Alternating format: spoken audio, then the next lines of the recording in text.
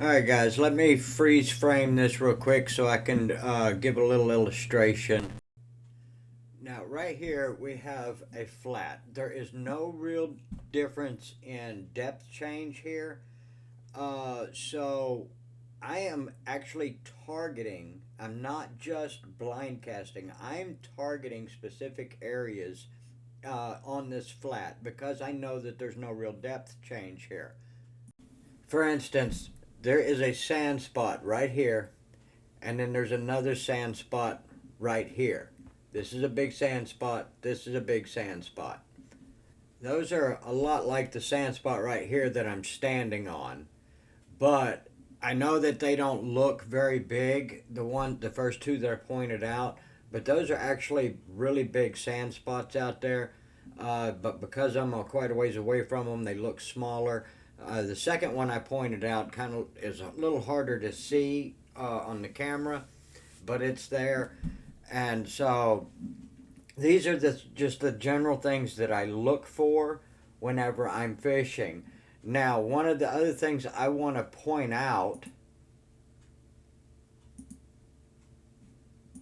is that in areas like this, it's a trout when it hits this many times.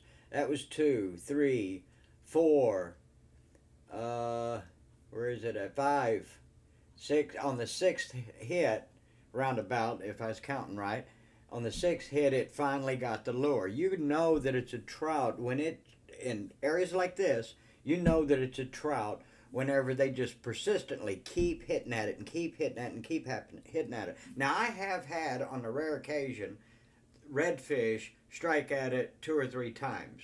And now, granted, I will admit, I don't know if it was the same redfish hitting it or if it was a school of redfish going through the area and each one took a turn at it. But in general, a redfish will only strike at it once, and if he misses it, he will just keep going on his way. But a trout will strike at it multiple times. So when you're fishing for these trout and trying to catch these trout, and something hits your bait, don't just jerk the lure. Don't just jerk your bait.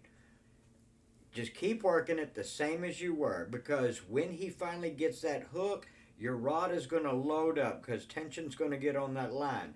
Your rod's going to load up, so you just put a little strength in it, pulling it backwards. You don't have to snap jerk it to set the hook or anything like that. You just pull it backwards, because if you snap it when you're jerking, you will pop that line in most cases. So you don't really want to do that.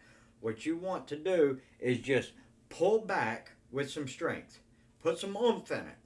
Just pull back with some strength, and that is setting the hook because he's already being violent towards it. He's snapping at that lure. He's chomping down on that hook itself.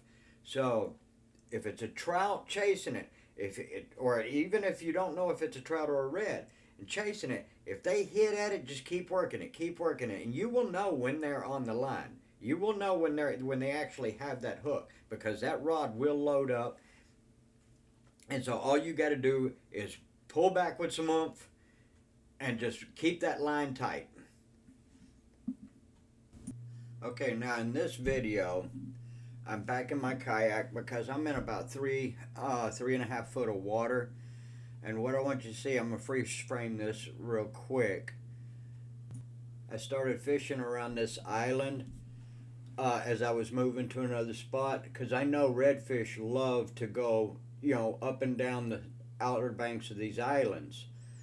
So I start casting there when I hooked into this redfish. That's one thing that a lot of people don't realize. They just cast out in open water instead of casting out to the feeding zones. And redfish love being around the edge of these islands. They'll just roam around and around looking for different things like the mullet, shad, mud minnows, shrimp, crabs, things like that. So I got this redfish here, and then I just kept moving on from here. But the reds don't just roam around the island. It's just a good target point to cast. It's better to be parallel with the island, but I was moving past it when I was casting and caught this redfish. Now the redfish will come out in the center here. Sometimes when the food source is a little bit more scarce up around the banks. But they, like again said, they love to roam around those banks, and it's a good place to find redfish. And a lot of people I see just stay out in open water instead of going to where the redfish like to roam. Now the clip coming up is one of my favorite areas. This one right here. This is one of my favorite areas to fish. Because I just have so much success here. The fish are just really consistent here during certain times of year.